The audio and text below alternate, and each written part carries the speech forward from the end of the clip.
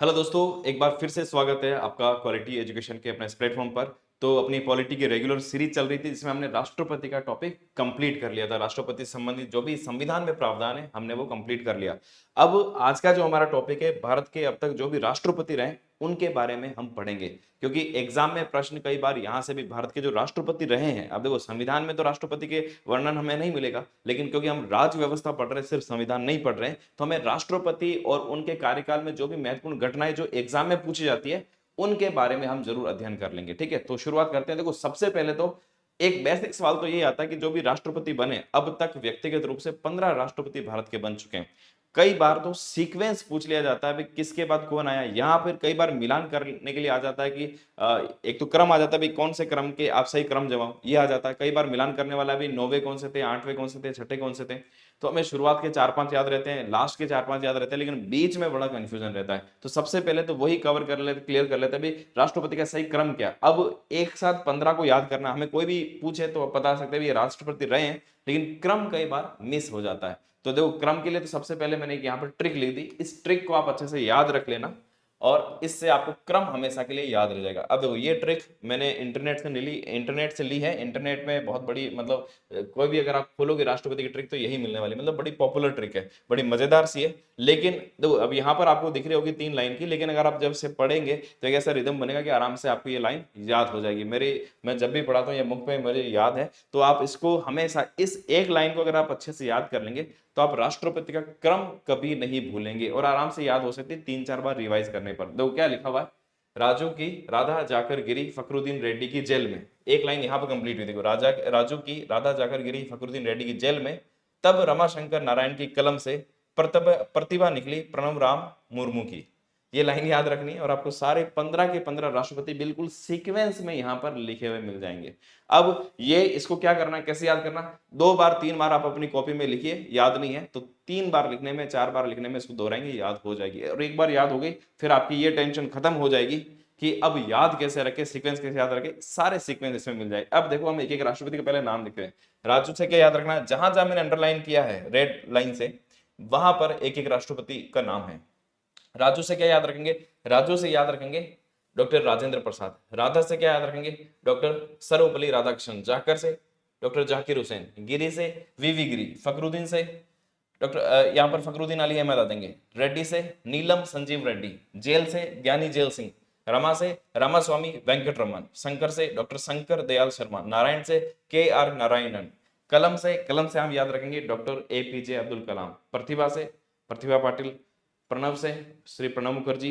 राम से रामनाथ कोविंद। और मुर्मू से अभी जो हमारे वर्तमान राष्ट्रपति हैं द्रौपदी मुर्मू जी, उनका नाम आप याद रख सकते हैं। तो इस तरह से एक बार 2 बार इसको लिखेंगे, दोहराएंगे, ये याद हो जाएगी और सीक्वेंस से आपको सारे राष्ट्रपति का नाम याद हो जाएगा। क्लियर है, तो इसको याद कर लेना अच्छे से, और याद हो जाए तो एक बार कमेंट में लिख भी देना कि याद हो गया, और उसको लिख देना 2-4-5। मैं देखूंगा भी किस किस का कमेंट आता है, ये ट्रिक मुझे एक बार वापस लिख देना एक बार। ठीक है, चलो अब हम एक एक राष्ट्रपति के बारे में जो इंपॉर्टेंट फैक्ट्स जो परीक्षा में पूछे जा सकते हैं, पूछे गए हैं, वो मैं आपको बता देता हूं ताकि वो भी अपने यहाँ पर क्लियर हो जाए। तो सबसे पहले यहाँ पर आप देखिए, तो सबसे पहले आते हैं doctor Rajendra Prasad, first president of India. अगर हम कार्यकाल की बात करें तो 26 जनवरी 1950 से लेकर 13 मई 1962, इसका मतलब 12 साल भारत के राष्ट्रपति रहे थे, जिसमें से 2 साल के लिए चुनाव, पहली बार राष्ट्रपति का चुनाव 1952 में होता है। कब होता है, 1952।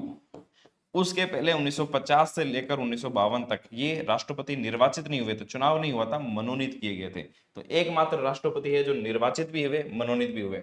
भारत के पहले राष्ट्रपति, कार्यकाल 1950 से 1962, अब तक का सबसे लंबा कार्यकाल। देखो यहाँ पर अभी देखो, यहाँ ये लगातार 2 कार्यकाल के लिए निर्वाचित होने वाले एकमात्र राष्ट्रपति हैं। अभी तक एकमात्र राष्ट्रपति हैं जो 2 बार कार्यकाल के लिए चुने गए।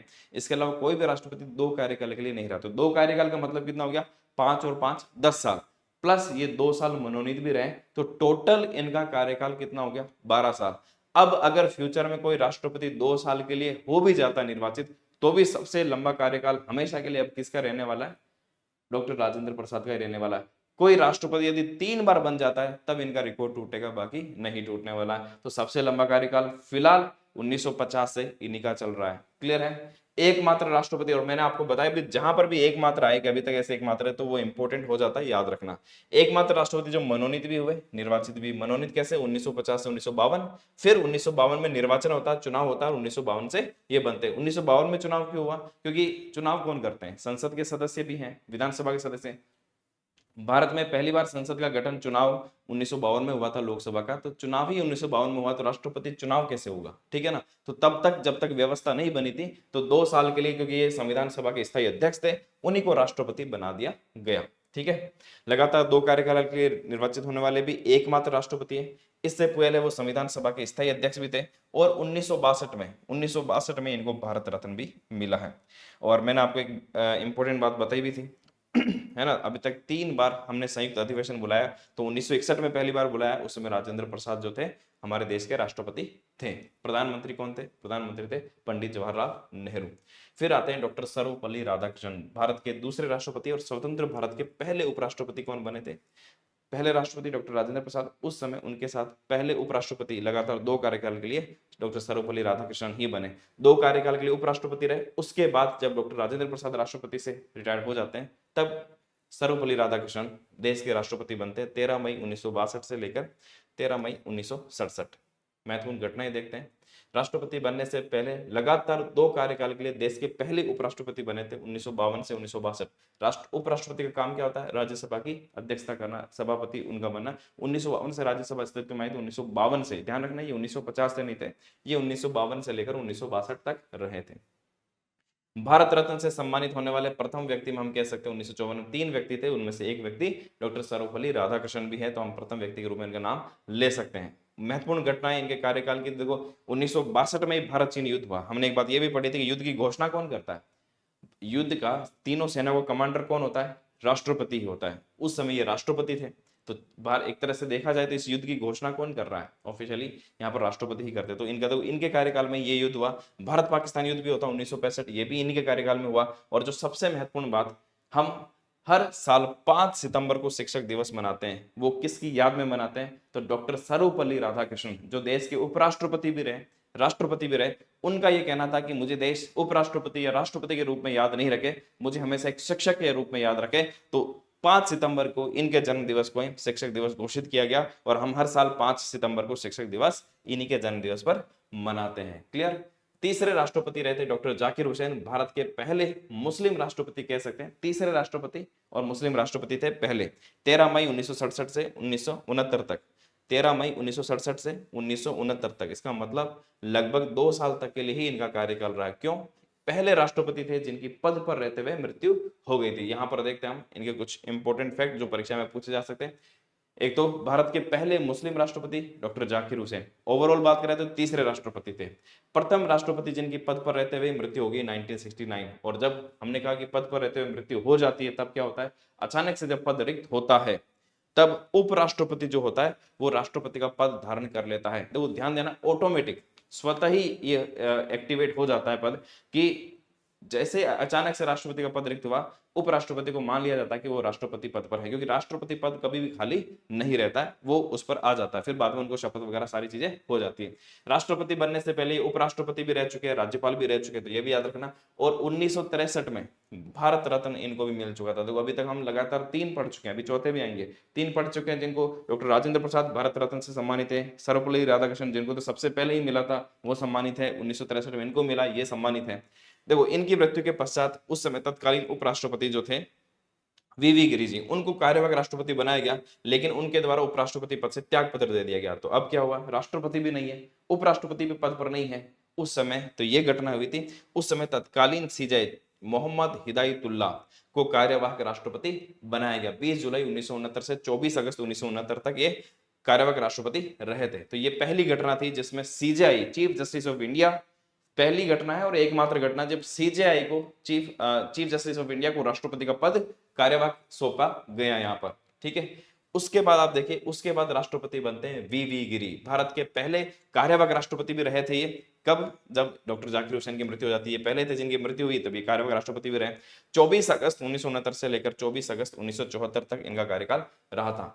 एकमात्र राष्ट्रपति, जहां पर भी एकमात्र आ रहा है इसका मतलब ये इंपॉर्टेंट हो जाता है, एकमात्र राष्ट्रपति जिनके निर्वाचन के लिए दूसरे चक्र की मतगणना करनी पड़ी।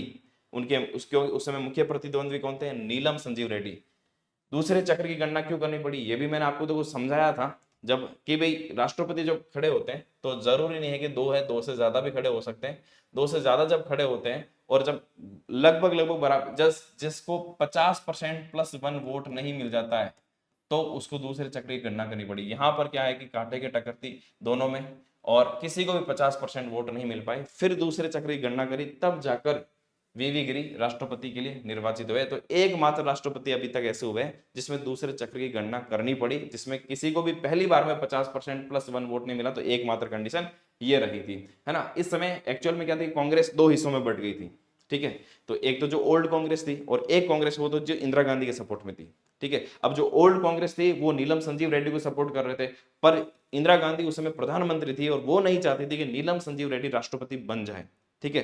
तो उन्होंने निर्दलीय के रूप में खड़े हुए थे, वीवी गिरी निर्दलीय के रूप में खड़े हुए थे और इंदिरा गांधी का सपोर्ट जो था वो वीवी गिरी के साथ था और फाइनली राष्ट्रपति कौन बने थे? वीवी गिरी बने थे। ओल्ड कांग्रेस के जो सदस्य थे वो नहीं जिता पाए नीलम संजीव रेड्डी को। उस समय से लगता पता चला भी असली पावर वास्तव में अब ओल्ड कांग्रेस के पास नहीं, इंदिरा गांधी के पास वास्तविक पावर है। उस समय जो कांग्रेस थी वो दो दलों में बट गई थी।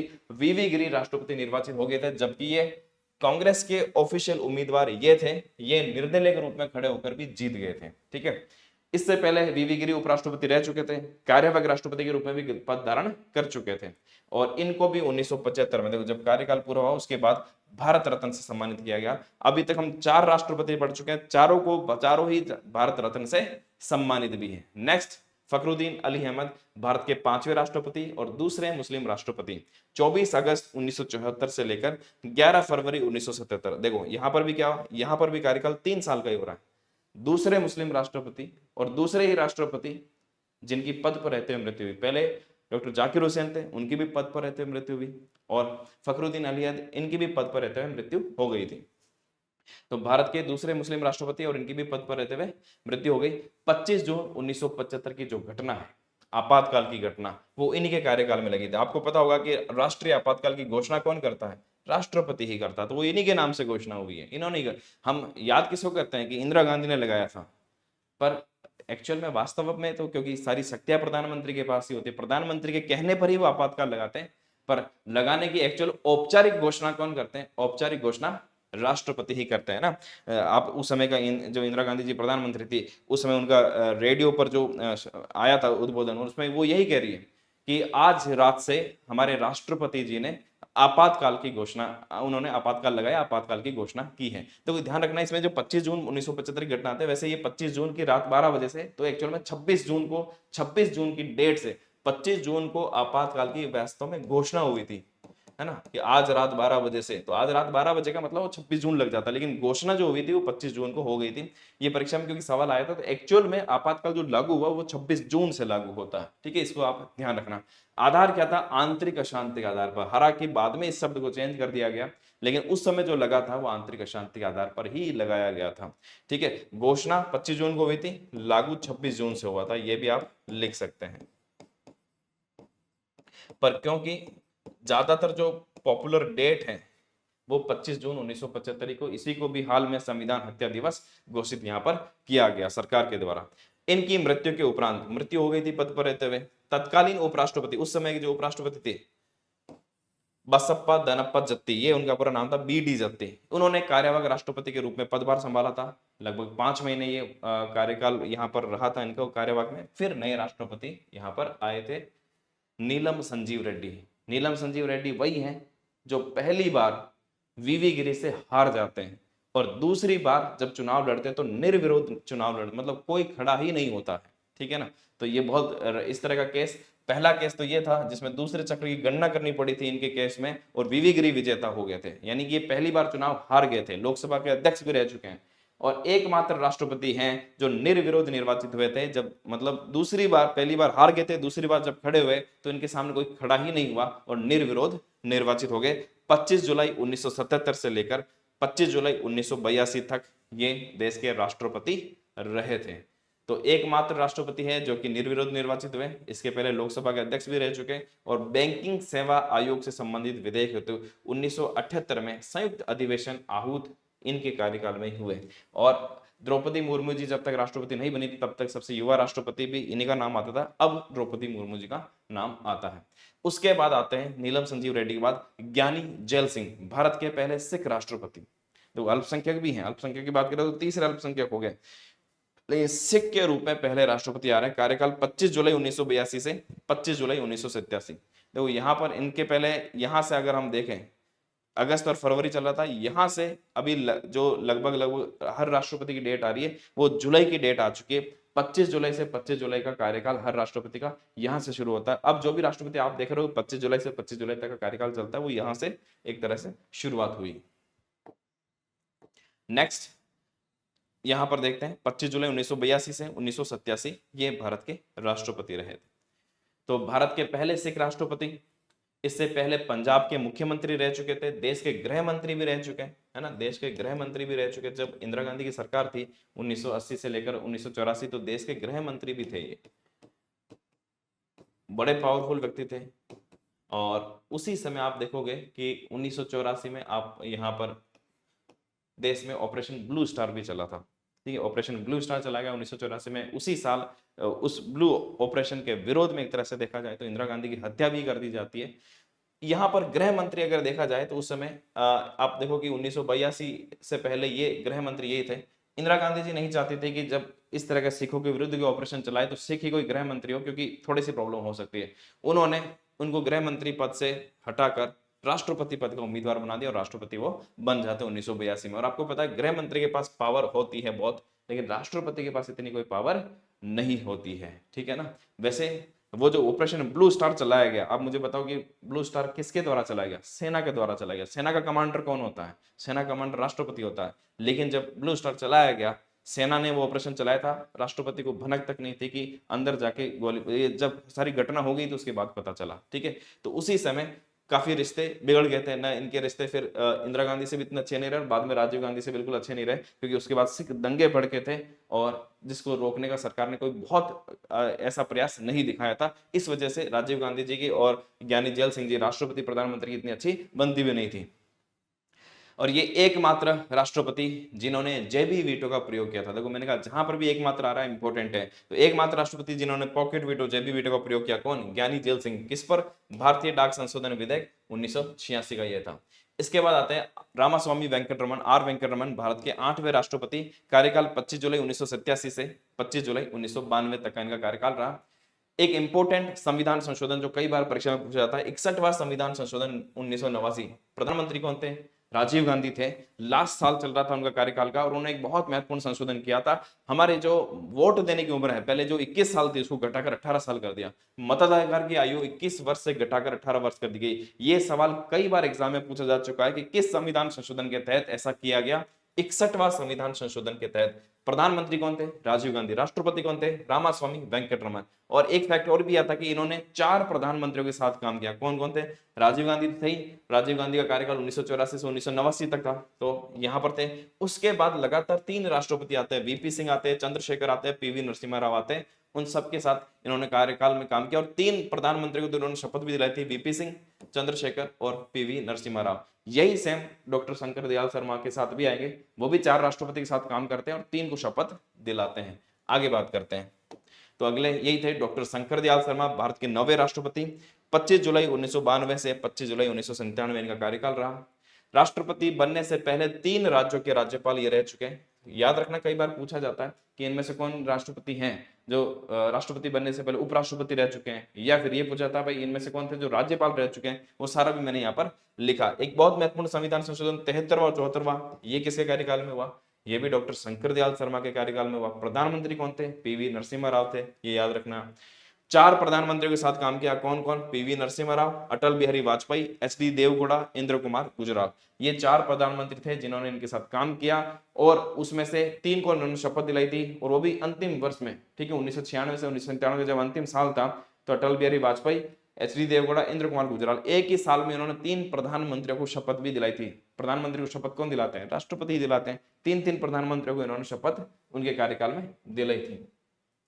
उसके बाद आते हैं डॉक्टर के आर नारायणन, भारत के पहले दलित राष्ट्रपति। देखो इस तरह का सवाल एग्जाम में पूछा जा चुका है, इसलिए चाहे दलित लिखे, चाहे अनुसूचित जाति समुदाय से यहां पर इस तरह से लिखे, परीक्षा में सवाल इस तरह का, हालांकि आजकल इस तरह के सवाल देखने को नहीं मिलते, लेकिन ऐसा सवाल पहले परीक्षा में पूछा जा चुका है, इसलिए यहाँ पर इस तरह से लिखा भी गया है। ठीक है, तो अनुसूचित जाति का हो, दलित राष्ट्रपति को, कार्यकाल 25 जुलाई 1997 से लेकर 25 जुलाई 2002 तक का इनका कार्यकाल रहा था। ठीक है, तो एक तो ये फैक्ट आप याद रखना, पहले ये थे। दूसरे, अभी हमारे जो बने थे रामनाथ कोविंद, वो दूसरे व्यक्ति थे जो अनुसूचित जाति से यहाँ पर राष्ट्रपति बने थे।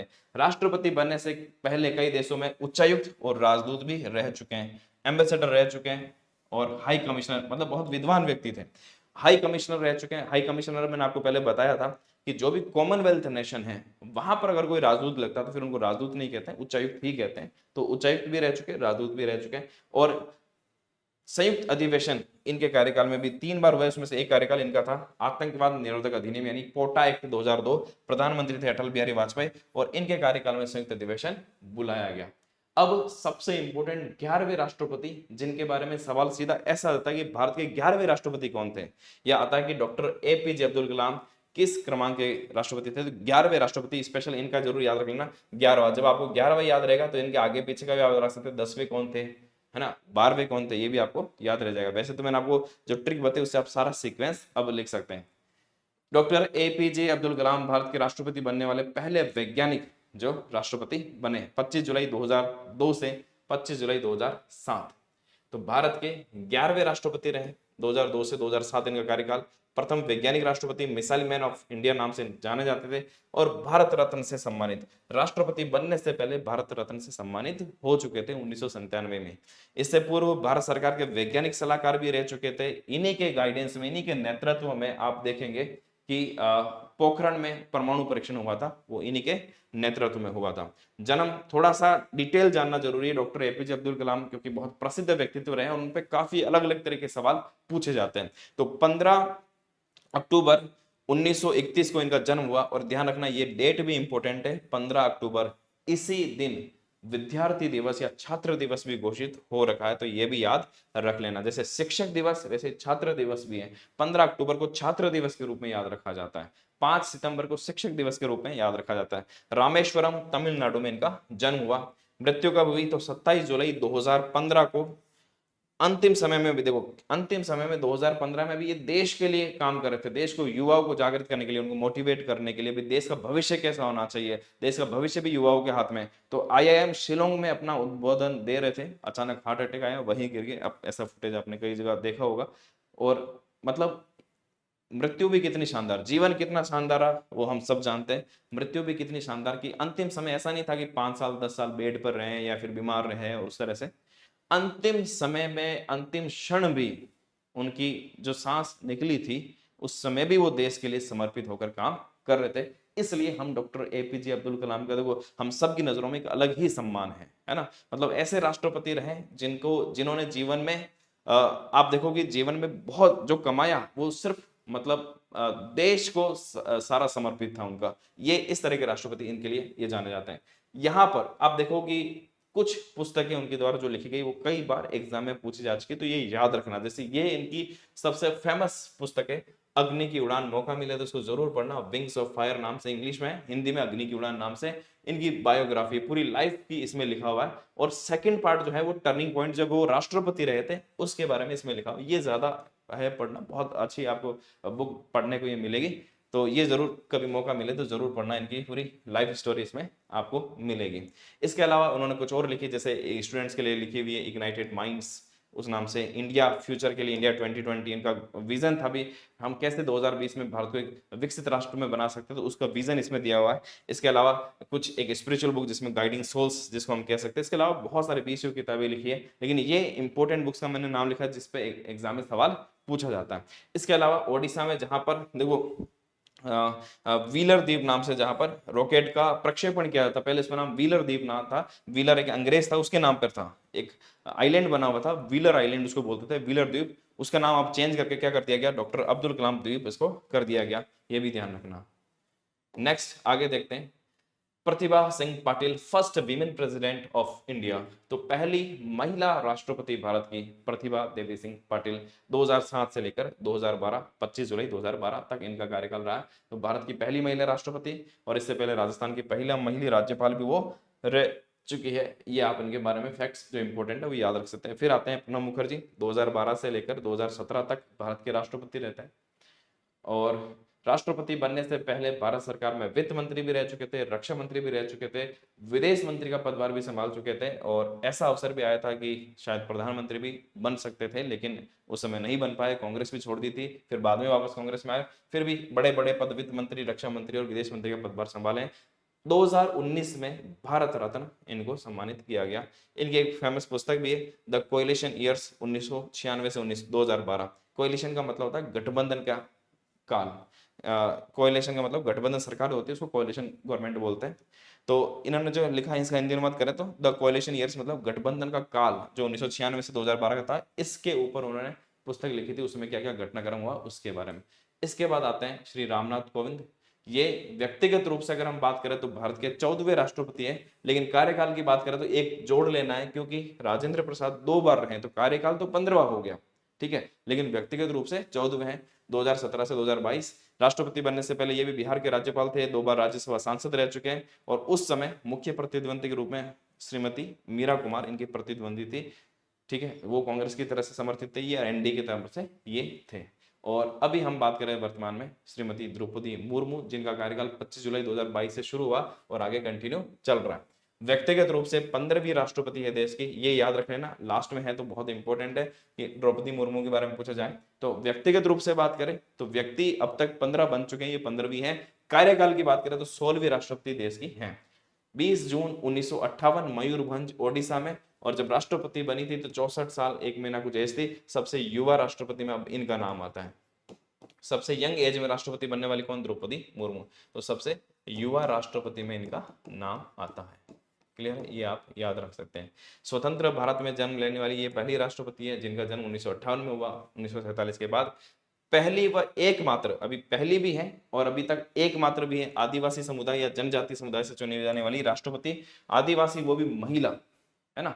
भारत के इतिहास में आप देखो, भारत की बात कर रहा हूं मैं, जो संपूर्ण भारत जो आज है, ठीक है, उसमें पहली बार कोई ऐसा हुआ है जहां पर कोई आदिवासी व्यक्ति, उसमें से भी एक महिला, वो उस देश के सर्वोच्च शासन पद पर स्थापित हुई है। आज से पहले पूरा इतिहास उठाकर देख लो, जिसमें आपको ऐसा कभी नहीं मिलेगा कि भारत जितने बड़े राज्य पर किसी एक आदिवासी और उसमें भी एक महिला का यहाँ पर इतना बड़ा एक आप देखोगे उसका शासन है, या फिर उनको सर्वोच्च पद पर स्थापित किया गया है, ठीक है। राष्ट्रपति निर्वाचित होने से पहले ये झारखंड की राज्यपाल भी थी, है ना। और उस समय इन, क्योंकि लास्ट अभी सबसे लास्ट यही है द्रौपदी मुर्मू, तो उस इस विशेष रूप से यहाँ पर आपको इनके खिलाफ कौन खड़े हुए थे वो भी याद रखना चाहिए। तो इनके विरुद्ध जो खड़े हुए थे वो यशवंत सिन्हा थे, जिनको कांग्रेस और जो भी यूपीए की गवर्नमेंट, अब तो हालांकि वो इंडिया ब्लॉक बन चुका है, तो यूपीए की जो गठबंधन थे उनकी तरफ से जो सपोर्ट मिला था वो यशवंत सिन्हा को मिला था। हालांकि